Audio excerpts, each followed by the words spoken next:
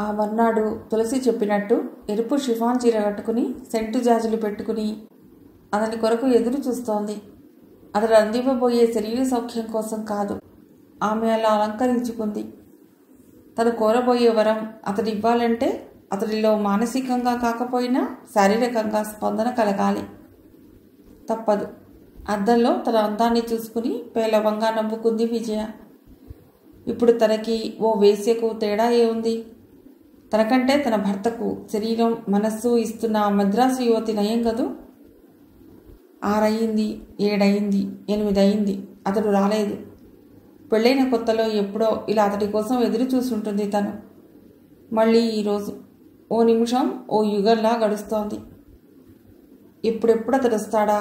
తనకు బిడ్డలు కలగటం లేదు కనుక ఓ మంచి బిడ్డను తెచ్చి పెంచుకుందామని అతడు ఒప్పిద్దామా అని ఆరాటపడుతోంది. ఆమెలో అణువు ఆశపడుతోంది. ఒప్పుకోడేమోనని ఆమె అలసిపోయిన గుండె అదురుతోంది. 9 గంటల టైంలో అతడు వచ్చాడు. ఒంటరిగా రాలేదు, ఎవరో 4 ఫ్రెండ్స్తో వచ్చాడు. నిరాశపడింది విజయ. వాళ్ళు రాత్రికి డిన్నర్కు ఉంటారు. గోడకు చెప్పినట్టు చెప్పి మళ్ళా లోపలికి వెళ్ళాడు అతడు. విజయ శరీరంలో కొన్ని టన్నుల నీరసం. ఆమె వంట చేయనక్కర్లేదు, అందుకు వంట ఆమె ఉంది. అయినా ఏమిటో ఈ నీరసం. అతడు వస్తాడని చికెన్ 65, మటన్ పలావ్ చేయమంది వంట ఆమెను. జీడిపప్పు వేయించి కోడిగుడ్ల కుర్మా చేయమని చెప్పి మళ్ళా తన రూమ్కొచ్చి డ్రెస్సింగ్ టేబుల్ డ్రాయర్ లాగింది. కాంపోజ్ అట్ట తీసి చింపి 2 మాత్రలు అరచేతిలో వేసుకుంది. ఫ్లాస్క్లో ఐస్ వాటర్ వంపుకోబోయి ఆగింది. ఆయన ఒకవేళ ఇప్పుడు వస్తే? ఒక్కరోజు నిద్రలేని బాధ, తన గాంధీని శాశ్వతంగా ఇంటికి తెచ్చుకునే ఆనందం ముందు ఎంత? ఒక్క రాత్రి ఆ మాత్రం కష్టపడలేదా తను? కళ్ళు మూసుకుని గాంధీని తెచ్చేసుకుని వాడితో గడపబోయే జీవితాన్ని ఊహిస్తోంది. ఏమిటి మొద్దు నిద్ర? ఉలిక్కిపడి లేచిన విజయ పక్కన విద్యాధర్. తను నిద్రపోయిందా? కాంపోజ్ మాత్రలు లేకుండానే నిద్రపోయిందా? గాంధీతో తన జీవితం తాలూకు ఈ ఊహలు ఇంత అందంగా తనకు నిద్రపుచ్చాయా? నిద్రమత్తు వదిలినట్టై చప్పున నిలిచింది విజయ. భోంచేశారా? నిద్ర లేపకపోయారా? భర్తకు దగ్గరుండి అన్నం పెట్టాలనే జ్ఞానం ఉంటే నిద్ర ఎందుకు వస్తుంది?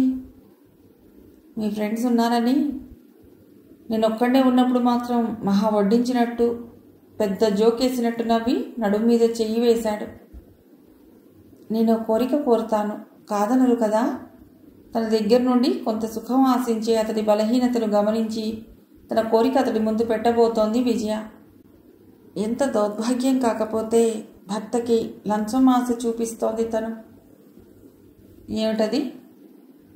ఆమె ఎలా మొదలెట్టాలా అని ఆలోచిస్తోంది. మొదట రావమ్మా, ఆ తర్వాత సత్యభామలా కోరికలు కోరుదువు గాని.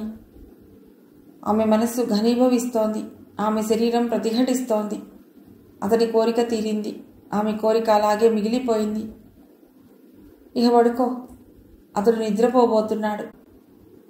అతడు తనతో పంచుకున్న సుఖం తాలూకు అనుభవ ప్రభావం ఉండగానే అడిగేయాలి, లేకపోతే ఇక అతను తనవాడు కాదు.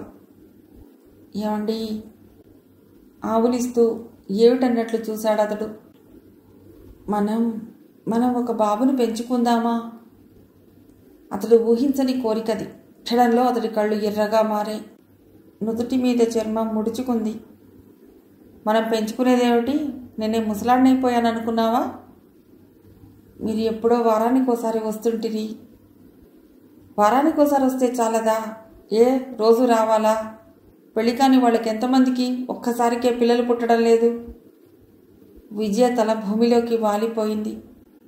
ఈయన నాలుకకు ఎప్పటికీ నాగరికత వస్తుంది? వాళ్ళ సంగతి మనకెందుకు? మనకు కలగడం లేదు, మీరు ఇంట్లో ఉండాలి. అలా అనేటప్పుడు ఫ్యామిలీ ప్లానింగ్ మాత్రలు మింగుతున్న విజయలో గిల్టీ ఫీలింగ్. నా బిజినెస్ వదిలేసి నీ కొంగు పట్టుకుని తిరగాలి కాబోలు. అతడి మాట తీవ్రతకు కూడా విజయ భయపడలేదు. మీరు నా కొంగు పట్టుకోవద్దు, నేను అడగలేదు కూడా. మీరు పిల్లలు కావాలని అడుగుతున్నారు కాబట్టి అలా అన్నాను. మీ ఇష్టం. వెళ్ళి పడుకో, రేపు డాక్టర్కి చూపిస్తాను. ఆ మర్నాడు అమెరికన్ హాస్పిటల్కు తీసుకెళ్ళి డాక్టర్ మైథిలికి చూపించాడు. వాళ్ళు చెప్పిన అన్ని టెస్టులు చేయించుకుంది విజయ. విత్తనం ఉత్పత్తి కావటం లేదన్నారు. పక్కన తులసి ఉంది. ఆమె దిగులు పడింది. విత్తనం ఉత్పత్తి అవ్వటానికి మాత్రలు రాసిచ్చి 12వ రోజు ఇంజెక్షన్ వేయించుకోమన్నారు. అవి కొనిచ్చి వెళ్ళిపోయాడు విద్యాధర్. నవ్వుకుంది విజయ. వాళ్ళకేం తెలుసు తను ఫ్యామిలీ ప్లానింగ్ టాబ్లెట్లు వాడుతున్నట్టు. అలా నవ్వుతున్న విజయ మనస్సు మూలల్లో ఎక్కడో భర్త అంటే జాలి. చిత్రం, ఈ విషయం తెలిసి విజయ నవ్వుకుంటే తులసి బాధపడితే తులసి భర్త మాత్రం సంతోషపడ్డాడు.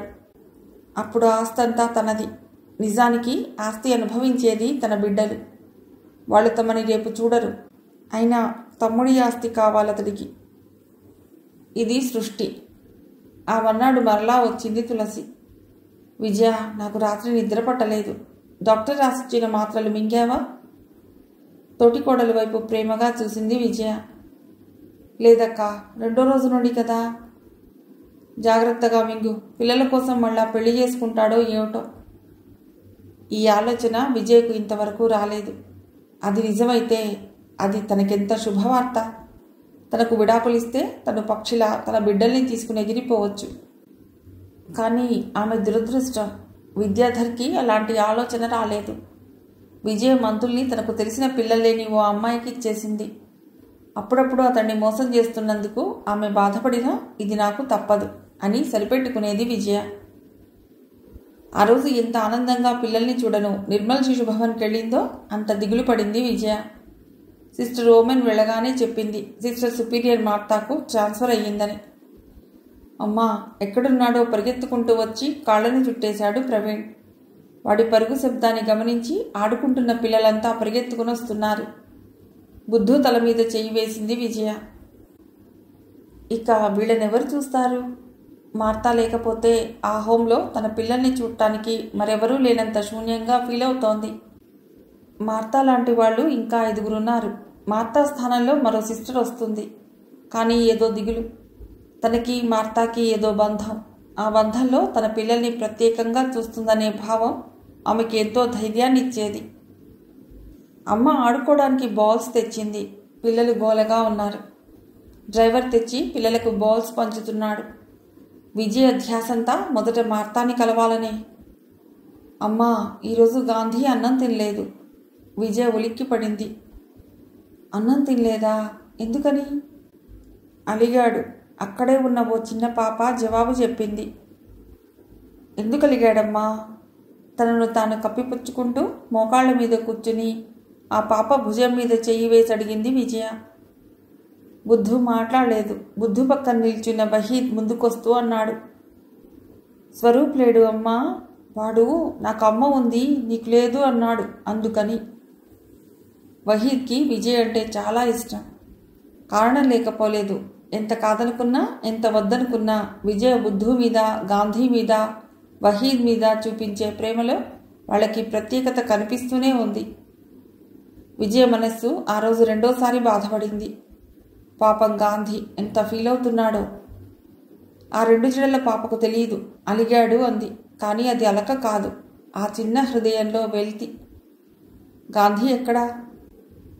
అడుగో, చెట్లలో గువ్వపిట్టలా ఒంటరిగా కూర్చుని ఉన్న గాంధీని చూపించాడు వహీద్. వహీద్కి, బుద్ధుకి కూడా గాంధీ అంటే ప్రత్యేకమైన ప్రేమ, స్నేహం. కారణం విజయ. ఆ మాటే మార్తా విజయ్ దగ్గర నుండి బిడ్డల్ని తీసుకునేటప్పుడు అంది, నువ్వెంతన్నా చెప్పు విజయ, తల్లి ప్రేమ ఎంత దాచుకున్నా దాగదు.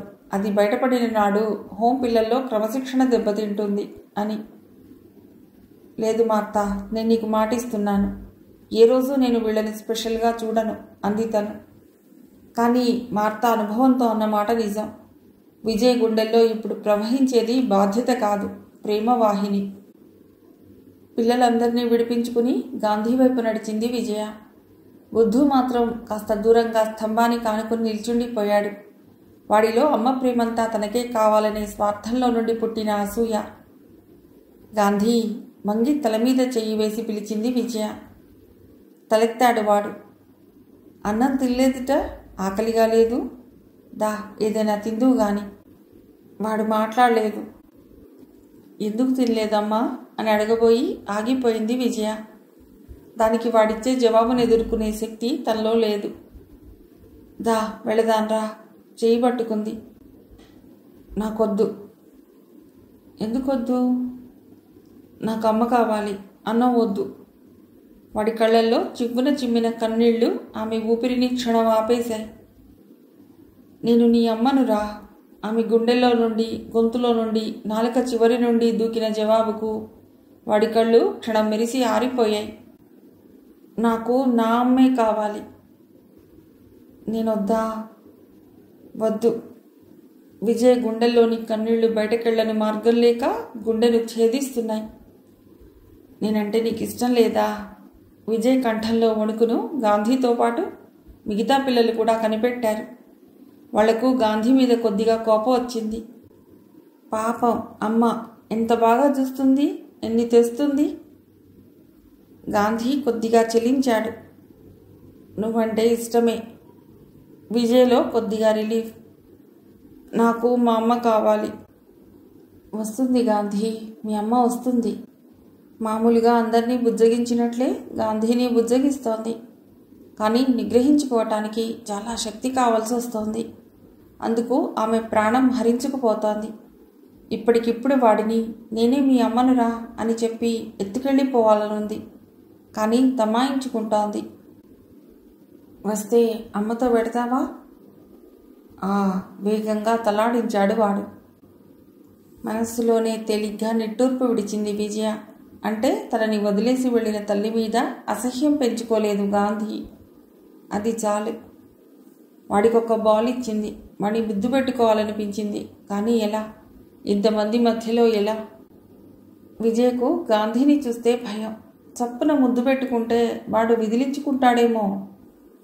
ఆమె ఆలోచించింది. తన చుట్టూ 7-8 మంది మొగ్గల్లాంటి పిల్లలున్నారు, చేతుల్లో బాల్స్తో. మరి మీ అందరికీ నేను బాల్స్ ఇచ్చాను కదా, నాకు మీరేమి ఇస్తారు? వాళ్ళు తెల్లబోయారు. మా దగ్గర ఏముంది? విజయ మనస్సు చివుక్కుమందో క్షణం. అమ్మకు ఓ ముద్దివ్వకూడదా? వాళ్లలో కోలాహలం. ఒకరిని తోసుకుని ఒకరొచ్చి ముద్దు పెడుతున్నారు.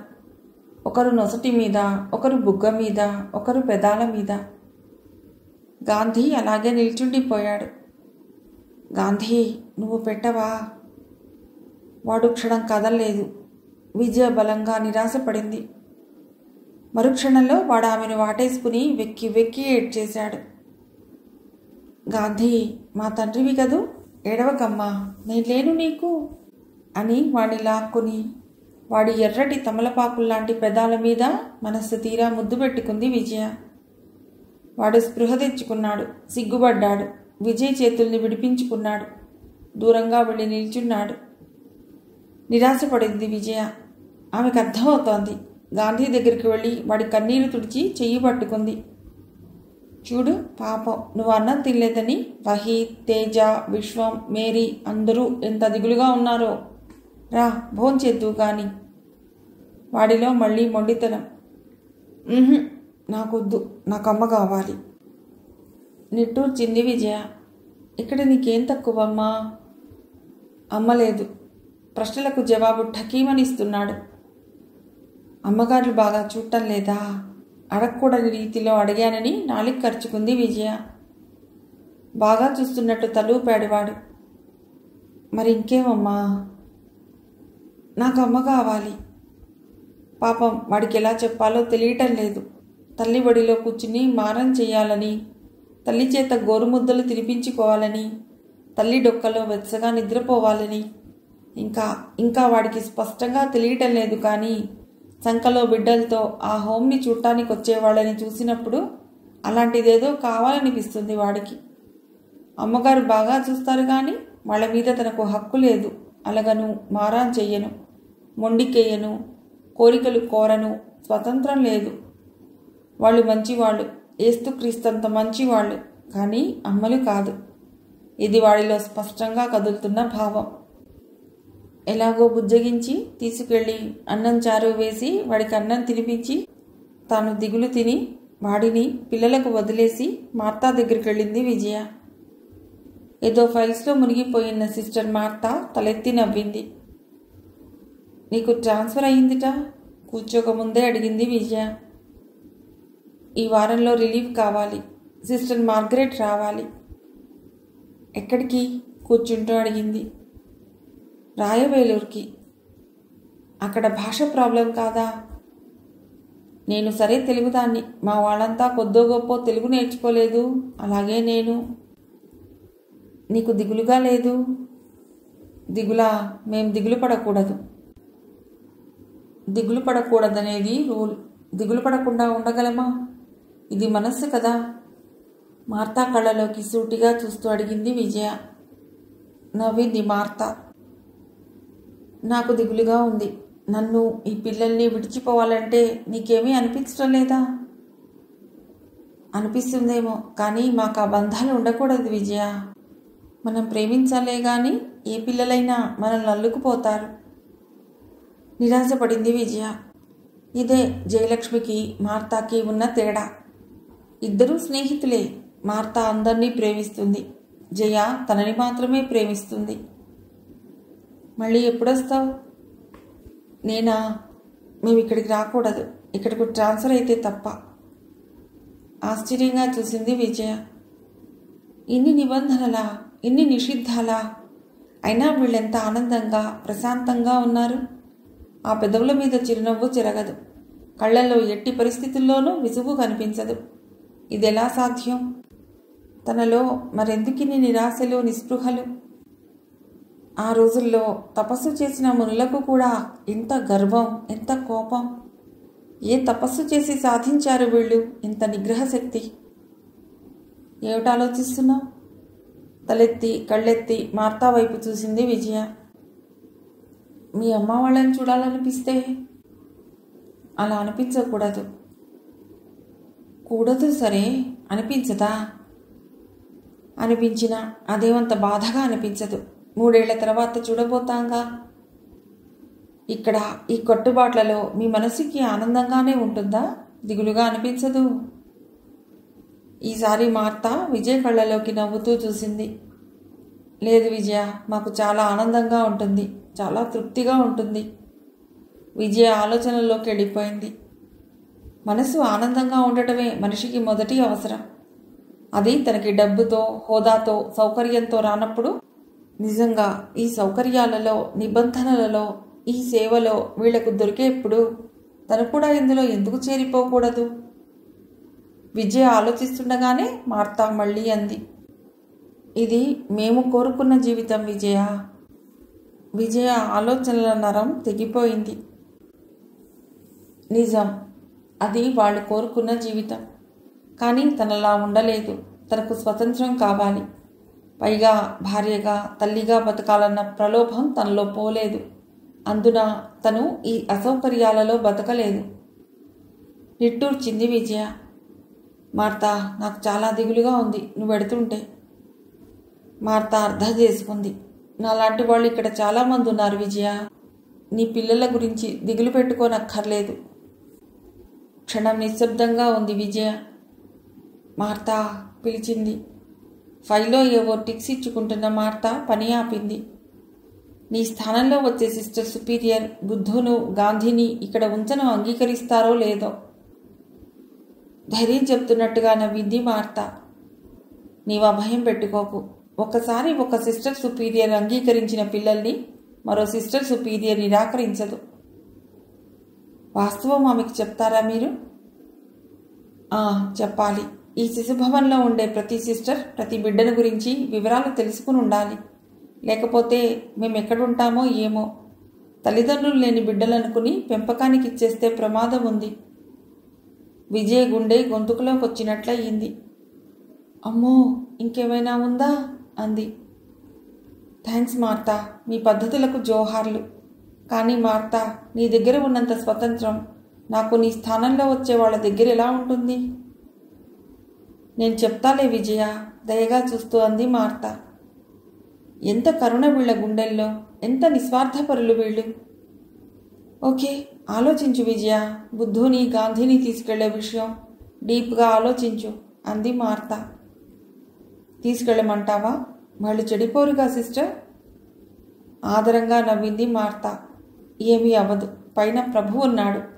నీ బిడ్డల్ని నువ్వే పెంచితే ప్రభువు సంతోషిస్తాడు. ప్రభువు సంతోషిస్తాడో లేదో గాని తన బిడ్డల్ని తనే పెంచగలిగితే ఆ రోజు నిజంగా వస్తే తనకి ఎంత ఆనందం. బుద్ధు లే, స్నానం చేద్దు గాని. ఇహ ఒంటరిగా ఉండలేక బుద్ధును గాంధీని తెచ్చేసుకున్న విజయ బుద్ధుని నిద్రలేపుతోంది. అమ్మా, ఇంకాసేపు పడుకుంటాను ప్లీజ్. హోంవర్క్ చేయలేదు, మిస్ కోప్పడదు. కోప్పడొద్దని నువ్వు ఫోన్ చెయ్యమ్మా. పూర్తిగా ముసుగు తన్నేశాడు బుద్ధు. అదేమిట్రా, నేను ఫోన్ చేసేదేమిటి? నీకు శ్రద్ధ ఉండాలి గాని. నీ చదువు నీ కొరకా ఆమె కొరకా? అబ్బా, బోర్ కొట్టకు మమ్మీ. గాంధీ, నువ్వైనాలే. వాడు మాట్లాడలేదు. గాంధీ, లేమ్మా, హోంవర్క్ చేసుకుందురు. ఆహా, నేను లేవను. మిస్ కోప్పడదు. అసలు నేను స్కూల్కి పోను, నాకు ఇక్కడే బాగుంది. స్కూల్కే పోవా? హతాశురాలైన విజయ ఓర్పును తెచ్చుకుంటూ అంది. నువ్వు చదువుకోకపోతే ఎలా అమ్మా? చదువుకుని పెద్ద డిగ్రీలు తెచ్చుకుని మంచి ఉద్యోగం చేసి బోలెడు డబ్బు సంపాదించాలి. అవసరం లేదు, నీ దగ్గర బోలెడు డబ్బు ఉంది. బుద్ధు ముసుగు కొద్దిగా తొలగించాడు. అమ్మ దగ్గర డబ్బెక్కడిది? అంతా ఆమె మదర్ థెరీసా హోమ్కే ఖర్చు పెట్టేస్తుంటే. విజయ్లో కోపం, అసహనం, పశ్చాత్తాపం, దిగులు, కన్నీళ్లు. ఉలిక్కిపడి లేచింది విజయ. గది నిండా 0 వోల్ట్ బల్బు తాలూకు పచ్చటి కాంతి. ఇది కళ, అమ్మయ్య. ఆమెలో కొండంత నిశ్చింత. తల క్రింద తడితడిగా చేతులతో తడుముకుంది. కన్నీళ్లు. తను కలలో కూడా ఏడ్చిందా? అయినా ఎంత భయంకరమైన కళ! ఆమెను ఆ కళ తాలూకు భ్రాంతి విడవటం లేదు. అది కళ అని తెలిసినా ఆమె ఇంకా పూర్తిగా కోలుకోలేదు. తను వాళ్ళని పెంపకానికి ఇంటికి తీసుకొస్తే జరగబోయే అనర్థానికి మొదటి స్టెప్ తను ఇప్పుడు కల్లో చూస్తే కొన్నాళ్ళు తన చేతుల్లో ఈ వాతావరణంలో పెరిగితే రెండవ స్టెప్ తన తోడికోడలు రెండో కొడుకులా సాటిస్లు అవుతారు. తన అన్నలా తాగుబోతులై, తమ్ముడిలా మోసగాళ్లై, శివలా వ్యభిచారులై. ఆమెకు ఆ ఊహే భయంకరంగా, భరించలేనిదిగా, ఇక నిలవలేనట్లు 4 గంటలకు పక్క మీద నుండి లేచింది. ఎప్పుడూ నిద్రపట్టక దొర్లి ఏ తెల్లవారుజామునో నిద్రలోకి జారుకుని చాలా పొద్దెక్కాక గాని నిద్రలేవని విజయ 4 గంటలకే నిద్రలేచి మొహం కడుక్కోవటం చూసిన రజియా చాలా ఆశ్చర్యపోయింది. రజియా పుస్తకం ముందేసుకుని చదువుతోంది. సత్య ఇంకా లేవలేదా రజియా? అడిగింది విజయ. లేచాడనుకుంటానమ్మా. ఆ పిల్లవాడు ఇంకా పొద్దున్నే లేస్తాడు. వెంటనే విజయకు తన కల గుర్తుకొచ్చింది. ఆ కళ్ళలో తెల్లవారినా లేవని పేచీ పెట్టిన బుద్ధు, గాంధీ దృశ్యం కళ్లకు కట్టినట్లయింది.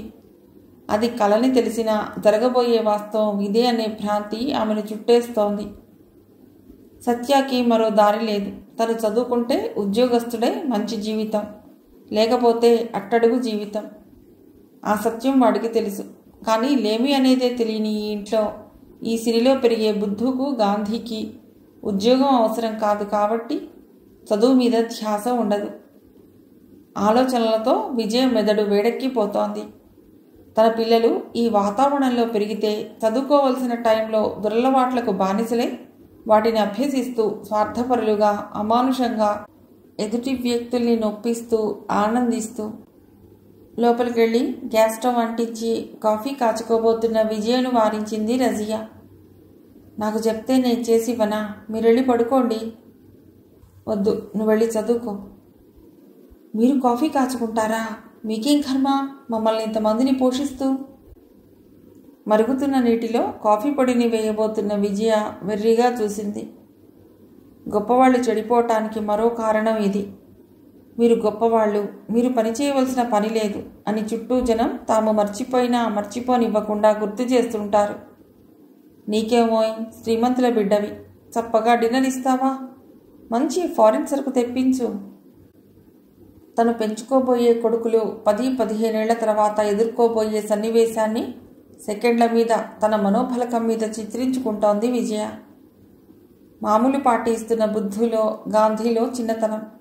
నలుగురు శభాష్ అనేలా విస్కీ, స్కాచ్, బ్రాందీ పార్టీ. తల విదిలించింది విజయ. అప్పటికే విజయ్ చేతుల్లోని కాఫీ పొడి డబ్బాను రజియా లాక్కుంది. రజియా, నీకు ప్రసాద్ అంటే కోపం లేదు? కల్లో అడుగుతున్నట్టు అడిగింది విజయ. రజియా క్షణం మాట్లాడలేదు. విజయ్ ప్రశ్నతో ఆగిపోయిన తన చేతుల కదలికను మరలా ప్రారంభిస్తూ అంది. మొదట్లో చాలా కోపమే వచ్చిందమ్మా, కానీ ఆలోచిస్తే అతడు మగాడు. అతడు ఏం చేసినా పర్వాలేదు. కానీ నేను చాలా తొందరపడ్డాను అనిపించింది. ఈసారి విజయ మత్తు వదిలిపోయింది. అతడు మగాడు, అతడు ఏం చేసినా పర్వాలేదు. అతడు మగాడు, అతడు ఏం చేసినా పర్వాలేదు. అతడు మగాడు, అతడు మగాడు. ఆమె చెవులు బద్దలైపోతున్నాయి. నువ్వు మగాడివా ఆడదానివా మడిగట్టుకుని కూర్చోటానికి? లైఫ్ను ఎంజాయ్ చేయి. శ్రీమంతుల కొడుకువి, పైగా మగవాడు తప్పు చేయవచ్చు. అసలు తప్పు చేయని మగాడు అసమర్థుడు. మగాడు పుట్టింది ఏ విధంగానైనా సరే అనుభవించటానికి, ఎంతమంది జీవితాల్ని ఖర్చు చేసైనా సరే అనే జనం, ఆ జనంలో ఆడవాళ్ళు కూడా. వాడికే వాడు మగాడు, నీ బుద్ధేమైంది అనే ఆడతల్లులు. వాడు మగాడు, తిరుగుతాడు, ఆ మాత్రం దానికి మీ సాధింపులేంటి మధ్యలో అనే ఆడ అత్తగారులు. మగాడన్నాక తప్పు చేయకుండా ఉంటాడా? ఏదో చూసి చూడనట్టు ఉండాలి గాని అనే స్నేహితురాళ్ళు. ఆడదాని కొంగు పట్టుకుని తిరుగుతావుట్రా వెధవా, నా వంశంలో చెడబుట్టావు అనే తల్లులు మారి, నీ భార్య, నీ చెల్లి, నీ తల్లి, నీ కూతురు కూడా ఆడదే, ఆ ఆడది లేనిదే నీ బతుకు లేదు అని చెప్తే అప్పుడు వీళ్ళు అధములుగా, అలవాట్లకు బానిసలుగా, ఎదుటి వ్యక్తి మనసు నొప్పించే రాక్షసులుగా, అహంకారులుగా మారేవారా? ఆ రోజు ఎప్పుడొస్తుంది? ఇలాంటి వాళ్ళ మధ్యకు గాంధీని, బుద్ధుని తీసుకొస్తే వద్దు. ఈ వాతావరణంలో వాళ్ళు పెరగకూడదు. పొద్దున్నే తయారై తోటికోడలింటికి వెళ్ళింది విజయ. ఆమెకు భావనను ఓదార్చాలని ఉంది, ధైర్యం చెప్పాలని ఉంది. అబోర్షన్ చేయించాక తీరిగ్గా మాట్లాడను తీరలేదు. భువనేశ్వరి, వింధ్య మొన్ననే వెళ్ళిపోయారు. ఆ పిల్లలు ఆశలు రేపి తనిప్పుడు మౌనంగా ఉండటం ధర్మం కాదు. అప్పుడే నిద్రలేచి నిద్ర కళ్ళతో ఎదురొచ్చింది బ్రష్ పట్టుకుని భావన. అమ్మ లేచిందా? గుడికెళ్ళినట్టుంది. నీతో మాట్లాడాలిరా, కూర్చుందాం. భావన కదిలింది. పోర్టికోలోకొచ్చి అక్కడ ఉన్న 2 కుర్చీలలో ఇద్దరూ కూర్చున్నారు. ఇప్పుడే సూర్యోదయం అవుతోంది. ఎర్రటి ఆ నీరెండలో భావన మోహనంగా ఉంది. పోర్టికో పక్కనే ఉన్న కొబ్బరి చెట్టు ఆకుసందుల్లో నుండి వికిరణం పొందే ఆ కిరణాల కాంతి భావన లేత చెంపల మీదుగా వచ్చి విరిగిపోతోంది. భావన, సారీ, ఇన్ని రోజులు నీతో మాట్లాడను వీలు కాలేదు. నువ్వు సేతును కలిశావా? లేదన్నట్టు తలూపింది భావన. కలవలేదా? పోనీ ఫోనన్నా చేశావా? అది లేదన్నట్టు మెల్లిగా తల తిప్పింది. ఈరోజు ఫోన్ చెయ్యి. అమ్మ ఒప్పుకోదు. విజయ్ కనుబొమలు ముడుచుకున్నాయి. వెంటనే ఆమెకు భావన వయస్సు కేవలం 16 గుర్తుకొచ్చింది. దేనికి? పెళ్ళికి. పోనీ నువ్వు ధైర్యం చేస్తావా? మీకిద్దరికీ నేను పెళ్లి చేస్తాను. నోటిదాకా వచ్చిన మాటను బలవంతంగా ఆపుకుంది విజయ. ఆ సాహసం తను చెయ్యలేదు. పైగా కష్టాలకు తట్టుకోగలిగే పిల్ల కాదు భావన. నిట్టూర్చింది విజయ. అరే విజయ, నువ్వు ఇక్కడున్నావా? నీకోసమే వద్దాం అనుకుంటున్నాను. ఏటక్కా? ఇక్కడ కాదు, పద పైన హాల్లోకి ఎడదాం అంటూ పైకి దారి తీసింది. ఇద్దరూ సోఫాలో కూర్చున్నారు. ఏదో చెప్పాలని చెప్పలేకపోతున్న ఫీలింగ్ ఆమె మొహంలో. విజయ్లో కొద్దిగా కంగారు. బుద్ధు, గాంధీ గురించి కానీ తెలియలేదు కదా. ఏదో చెప్పాలనుకుంటున్నట్టున్నావు, చెప్పక్క. టెన్షన్ దాచుకుంటూ అంది విజయ. ఏమీ లేదమ్మా, నేను ఒక విషయం విన్నాను. అక్కడ ఇక్కడ విన్నది కాదు, మీ బావగారే స్వయంగా చెప్పారు. ఆగిందామె. విజయ్ గుండె వేగంగా కొట్టుకుంటోంది. ఏమి ఎదుర్కోవలసి వస్తుందోనని. ఎవరి గురించి? టీపాయ్ మీద ఫ్లవర్ వ్యాస్లో పూలు సర్దుతున్నట్టుగా నటిస్తూ తన మొహంలోని భావాల్ని దాచుకుంటూ అంది విజయ. మరిది స్మగ్లింగ్ వ్యాపారం చేస్తున్నట్ట సంకోచిస్తూ అంది తులసి. చువ్వున తలెత్తింది విజయ. ఆమెలో 2 విభిన్న భావావేశాలు. బిడ్డలను దాచి మంచి పని చేసిందనే రిలీఫ్. తన భర్త తను దేనిని అసహ్యించుకుంటుందో ఆ వ్యాపారమే చేస్తున్నాడని బాధ. సంఘపరంగా అతడు తనకు భర్త. అతని మంచి చెడ్డలన్నీ తనకు అంటుతాయి. అతని నీడ తన మీద తప్పక పడుతుంది. నిజమా అక్క? అతన్ని పోలీసులు అరెస్ట్ చేస్తే జైలుకు పోకుండా మీ బావగారు డబ్బు కట్టి విడిపించారు. మొహం చెల్లక ఇక్కడికి రాలేదు. ఎప్పుడో వస్తాడుగా, నువ్వు మంచిగా చెప్పి మార్చుకో. మన ఇంటా వంట లేనివి లాంటివి.